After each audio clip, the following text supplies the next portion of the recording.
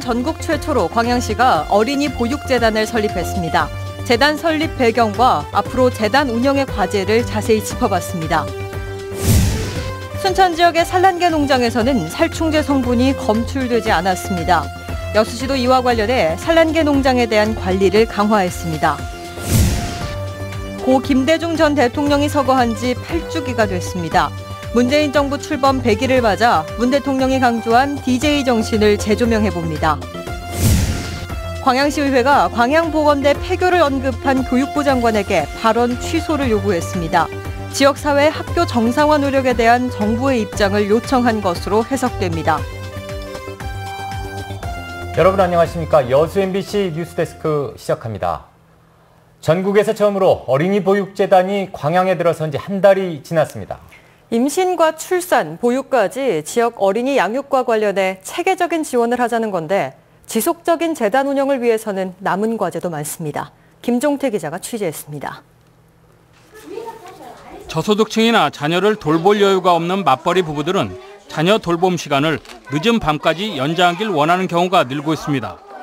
어린이집 보육교사들의 근로 환경은 하루 10시간 넘게 일하는데도 월급은 보통 200만 원대를 넘지 못합니다. 이 보육료 수입에 따라서 보육교사의 어떤 인건비가 좌우가 되기 때문에 보육교사들의 인건비가 아주 열악합니다. 그래서 이제 많은 돈을 지불할 수 없는 그런 구조고요. 광양시가 이런 지역의 열악한 보육 환경을 개선하기 위해 지난달 어린이 보육재단을 설립했습니다. 재단은 재단 출범 이후 부족한 대체 보육교사 지원에 나서는가 하면 부모 퇴근까지 돌봄이 필요한 아동 모집에도 들어갔습니다. 교사 휴가를 갈 수 있는 대체보육교사는 이미 시행을 하고 있습니다. 그리고 이제 방과 후 아이들을 이제 돌볼 수 있는 어린이집들 이미 지금 사업 추진해서 공모를 해서 지금 선정이 된 부분들이거든요. 하지만 재단 운영을 위해 시에서 출연하는 예산이 한 해 5억 원에 불과해 체계적인 재단 운영이 힘들다는 점은 아직 해결 과제입니다. 재단 출범 이후 각계기관에서 5억 원 가까운 후원금이 답지하고 있지만 더 많은 관심과 지원이 요구된다는 것입니다. 적극적인 모집이 좀 어렵습니다. 지방자치단체에서 출연한 그런 그 비영리 법인들은 모금 활동을 할 수가 없고요. 자발적 후원금만 접수를 할 수가 있습니다. 그래서 이제 저희가 그런 부분들이 제일 애로사항인데요. 그동안의 형식적인 보육 사업보다는 시민들에게 보다 피부에 와닿는 사업도 필요하다는 지적입니다. 창의적인 사업들을 발굴해야 된다고 봅니다. 지금까지 가지고 왔던 자녀 양육, 그러니까 어린이 보육이나 양육에 대한 개념 자체가 변화해야 된다고 봅니다. 아이 양육하기 좋은 도시 건설을 위해 출범한 보육재단. 열악한 보육 환경 개선을 통해 출범 취지를 제대로 살리고 성공적인 운영을 위한 앞으로의 재단 행보에 기대와 관심이 커지고 있습니다. MBC 뉴스 김종태입니다. 전국적으로 살충제 달걀에 대한 유통이 금지된 가운데 여수시가 지역 내 산란계 농장에 대한 관리 강화에 들어갔습니다.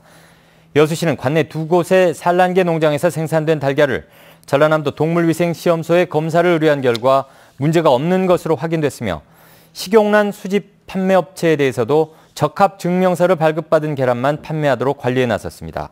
여수시는 살충제 사용 금지 등 산란계 농장에 대해 지속적으로 모니터링을 강화할 계획입니다. 순천 지역 산란계 농가에 대한 살충제 잔류물질 검사에서도 적합 판정이 나왔습니다. 순천시는 농산물 품관원과 동물위생시험소에 실시한 농가 3곳의 살충제 잔류물질 검사에서 관련 성분이 전혀 검출되지 않아 정상적인 납품과 유통을 재개했다고 밝혔습니다. 순천시는 살충제 성분 등 잔류물질 검사를 강화하고 문제가 된 피프로닐 등 살충제를 사용하지 못하도록 농가 교육도 실시할 계획입니다. 전남의 일부 산란계 농장에서도 살충제 성분이 검출된 것과 관련해 회수와 폐기 작업이 진행되고 있습니다. 불안감이 줄지 않고 있는데요. 이미 판매된 물량은 소비자가 직접 챙기는 것 외에는 뾰족히 손쓸 방법도 없습니다. 박영훈 기자가 취재했습니다. 가정에서 가장 만만한 식재료 중 하나였던 달걀. 살충제 파동과 무관하다는 설명을 듣고 달걀을 사서 냉장고에 다시 채웠지만 손이 잘 가지 않습니다. 평소에는 계란을 그냥 무심결에 그냥 쓰거든요. 근데 계란 이렇게 그 살충제 파동 터지고 나서는 계란 그 실을 자꾸 봐져요. 식당 거래처마다 달걀 유통업자들이 안전성을 증명하는 검사 결과를 게시했습니다. 달걀은 원하는 손님에게만 내어주고 있습니다. 달라 넣어두라는 사람 넣어주고 넣지 말라는 사람 안 넣어주고 뭐 물어보고 해줘야 할 거 아니오. 살충제가 검출된 전남의 달걀 농장은 모두 7곳. 전남을 뜻하는 숫자 13과 함께 나선 준영, SCK, 정화, 우리, 대산, 둥지, 드림이 적혀있는 달걀 68만 5천여 개가 폐기 대상입니다.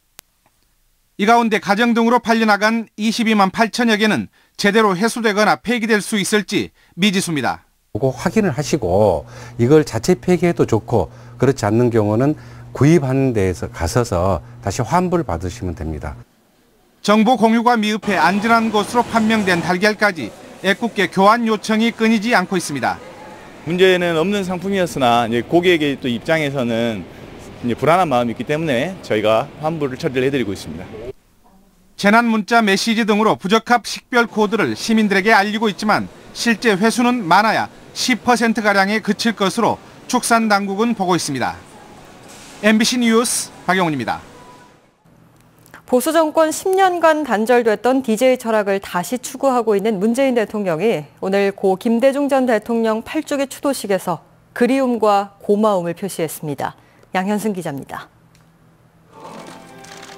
김대중 대통령이 세상을 떠난 지 8년. 문재인 대통령은 김대중의 길을 따라가겠다고 말했습니다. 개인적으로는 본받고 싶은 정의로운 삶의 길이고 국가적으로는 한반도의 평화와 번영을 위해 뒤따라야 할 길입니다. IMF로 무너졌던 나라를 재건해야 했던 김대중 대통령. 분열된 국론, 적폐청산에 갈 길 바쁜 문재인 대통령. 경제를 살려야 하고 안보를 강화해야 하고 평화를 추구해야 하고 무엇보다 민주정부를 지켜야 한다는 자부심까지 닮아 있습니다. 북한이 낀 국제 정세를 대한민국이 주도해야 한다는 DJ의 뚜렷했던 철학을 최근 문 대통령은 재확인했습니다. 햇볕 정책 안 하면 어떻게 할 것입니까? 그렇죠. 전쟁할 것입니까? 냉전을 계속할 것입니까? 지방 분권을 통해 수도권 집중 해소와 국토 균형 발전을 이루겠다는 생각도 DJ가 아꼈던 지방자치제의 연장선상에 있습니다. 지방자치에 대해서는 우리가 좀 더 따뜻한 눈으로 봐줘야 되고 또 장기적인 안목으로 말하자면 지방자치가 발전되도록 도와줘야 한다고 생각합니다. 국민을 바라보고 100일을 달려왔다는 문재인 정부.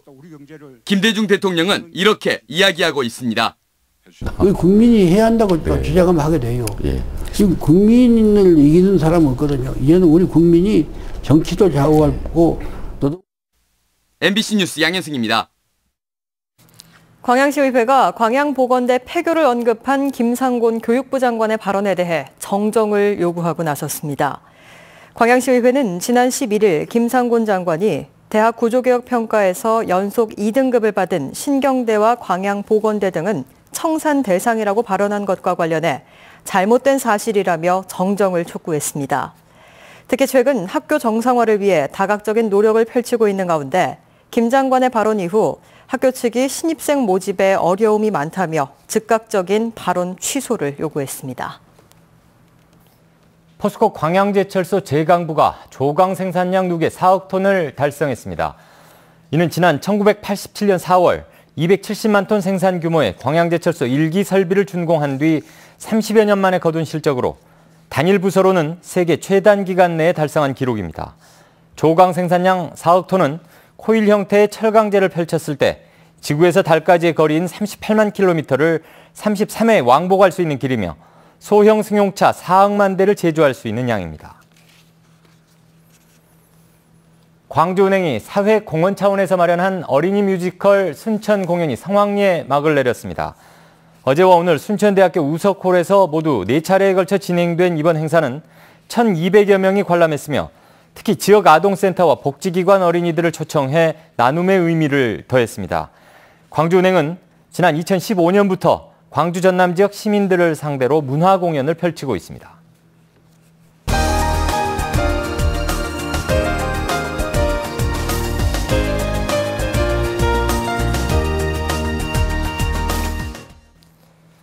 네, 아름다운 지리산의 산세는 예로부터 많은 예술가들에게 영감을 줬습니다. 오늘 전라도 기행에서는 산자락과 어울리는 예술이 있는 곳 구례로 가봅니다. 이미지 뉴스 리포터입니다. 깎아질 듯한 절벽 위로 작은 암사가 눈에 띕니다. 원효대사 등 4명의 고승이 마음을 닦았던 사성암에서는 바위에 새겨진 마의 약사 열애불이 탐방객을 맞는데요. 원효 스님이 손톱으로 새겼다는 전설이 신비로움을 더합니다. 오랫동안 풍야작용 때문에 이렇게 희미해지기 때문에 그걸 중심으로 유리광전을 지어놨습니다. 그래서 아까 이게 보신 것을 보면은 상당히 화려하고 이렇게 황홀한 그런 느낌이 들지 않습니까? 도선곡사가 수도를 했던 도선굴에서 호흡을 가다듬고 밖으로 나오면 구례와 지리산이 한눈에 내려다 보입니다. 꼭 한 개의 소원만 들어준다는 사성암에서 사람들은 근심을 벗고 희망을 얻어갑니다. 힘든 일을 당할 때 보통 지옥 같은 마음을 하잖아요. 그래서 모든 사람들이 두루두루 그 지옥의 마음에 헤어나서 편안한 삶을 살았으면 싶어서 그런 소원을 빌었습니다. 아름다운 지리산 자락은 현대 예술인들에게도 좋은 영감을 줍니다. 30여 명의 예술가들이 모인 예술가 마을에서는 조각과 그림 등 다양한 작가들의 작업실과 카페, 갤러리를 둘러볼 수 있는데요. 또한 주말에는 일반 방문객들도 작가와 함께 예술 활동을 해볼 수 있는 기회가 마련됩니다. 생활 도자기, 컵도 맹글고, 접시도 맹글고, 지로 필요한 꽃병도 맹글고 이런 걸 한다면은 또 어린애들도 이렇게 와서 그림 미술 지도도 받고 그런 다양한 편이죠. 아름다운 지리산 자락이 예술적 감성을 자랑하는 곳. 구례에서 눈과 마음이 즐거운 감성 여행해 보시는 것도 좋겠습니다. MBC 뉴스 이미지입니다. 광양항에서 동남아시아를 정기적으로 운항하는 컨테이너 선박 서비스 2개 항로가 새로 개설됐습니다. 여수광양항만공사는 최근 SM 상선이 광양과 중국 청도, 베트남 호치민과 인도네시아 자카르타를 거쳐 수라바야와 다시 광양을 연결하는 항로에 1,600TU급 선박 3척을 투입해 연간 2만 TU의 물량을 처리할 예정이라고 밝혔습니다. 이번 항로 개설로 최근 동남아 항로 확장에 적극적인 행보를 보이고 있는 SM 상선의 동남아 시장 점유율이 크게 늘어날 것으로 예상되고 있습니다. 신임 해경 교육생을 태운 훈련함이 원양항해를 위해 오늘 여수에서 출항했습니다. 해경 교육생 등 140여 명은 다음 달 12일까지 26일 동안 싱가포르와 베트남 등을 경유하며 함정 운용 교육과 해적 대응 훈련, 합동 수색 구조 훈련에 참여한 뒤 오는 9월 12일 여수 신항에 입항합니다. 근해 허가 어선들의 불법 조업 행위가 끊이지 않고 있습니다. 전라남도에 따르면 근해 어선의 불법 조업 적발 건수는 2014년 18건에 그쳤지만 2015년에는 22건, 지난해에는 27건으로 해마다 증가하고 있습니다. 이에 따라 전라남도는 어업지도선과 특별사법경찰관 등을 동원해 단속을 강화하는 한편 불법 조업으로 적발될 경우 어획물과 불법 어구를 전량 몰수하고 관련자를 사법 조치할 방침입니다. 2014년부터 시행한 흥국사 대웅전 보수정비공사가 마무리 단계에 접어들었습니다. 문화재청은 지난 2014년부터 26억 원을 들여 노후화가 진행되고 있는 흥국사 대웅전 보수정비공사에 착수해 다음 달 말 관련 공사를 마무리할 예정입니다. 흥국사 대웅전은 보물 제396호로 지정돼 있으며 국가지정문화재 10개, 도지정문화재 6개 등이 있는 유명 사찰입니다. 광양시가 아동 친화도시 조성을 위한 본격적인 행보에 나섰습니다. 광양시는 오늘 시청 상황실에서 아동 분야 민간 전문가 13명으로 아동 친화도시 추진위원회를 구성하고 아동 친화도시 조성을 위한 20건의 전략 과제를 확정했습니다. 광양시는 추진위원회를 통해 이달 안에 아동 친화도시 4개년 추진계획서와 사전 영향진단서를 유니세프에 전달하고 아동 친화도시 인증에 나설 계획입니다. 유니세프 아동 친화도시는 아동의 생존권과 보호권 등 세대의 기본 권리를 보장하는 지역사회를 말합니다.